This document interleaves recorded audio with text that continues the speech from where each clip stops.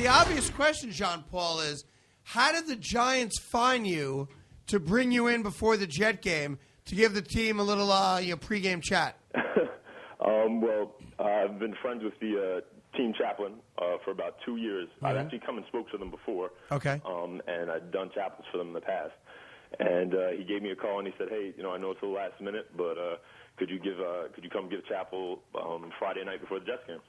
How about that? Does the whole team for the Giants attend chapel, or is it just a portion of the team? Do you know? It's a portion of the team. Right. They have a brief period of time in between team meetings where they're allowed to have different, go to different services of faith. Right. And so some go here, some go there. But it's about a good, maybe around 15, 18 guys that night. It's kind of interesting. However, there were only 15 or 18 guys that night, John Paul, but seems like the whole team has taken to it, and it's something that they continue to reference in most of their interviews. And obviously, when they go on the road, the concept and the notion of all in is something that they have to take with them for strength because, listen, let's face it, they're going to be in a hostile environment. Yeah, definitely. I mean, honestly, they're the ones who are out there playing and, good, doing incredible things. I really just see it that, God gave me the opportunity just to, to speak a word of encouragement at the right time, and they're doing all the work about it, though. It's no disrespect to you at all because you were asked to come speak to a group of guys who obviously believe in the same faith as you. So it really wasn't all in, though. There was only 15 guys out of the 53. Yeah, but the concept of all in. So it's not all in. Yeah, but what I think John Paul is talking about, it's talking about sacrifice, coming together, working together as one. I get all that. Putting all your selfishness aside, which is basically what I'm sure you're always preaching anyway, John Paul. But the fact that this has taken hold for the entire team has got to make you feel great. It's an encouraging thing. And honestly, myself, I always I feel satisfied when I can possibly use words to motivate and encourage. Sure. I'm a high school teacher, and I love seeing my students motivated and encouraged, even if it's just one of them.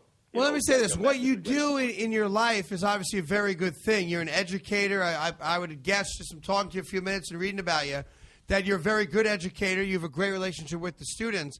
And I'm having a little fun with you here, but who is the most popular or the best player that was at this meeting?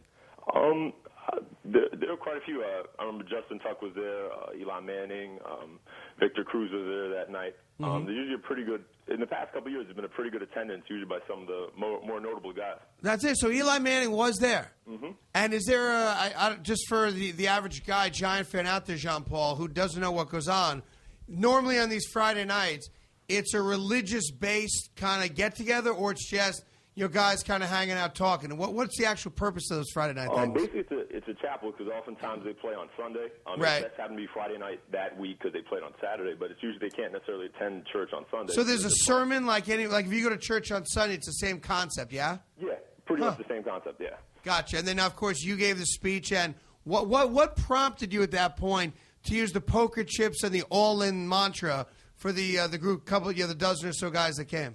I'd say, honestly, coming into it, I really, it was the day before Christmas Eve, and so right. I just was like, well, I could go the traditional Christmas story route, right? And everyone knows the Christmas story, but I want to like Rudolph the Red-Nosed Reindeer. Talk about that. Not exactly. Right. He had a red nose. No one liked him. He got together with the other reindeer as a team. They united, and all the kids got gifts.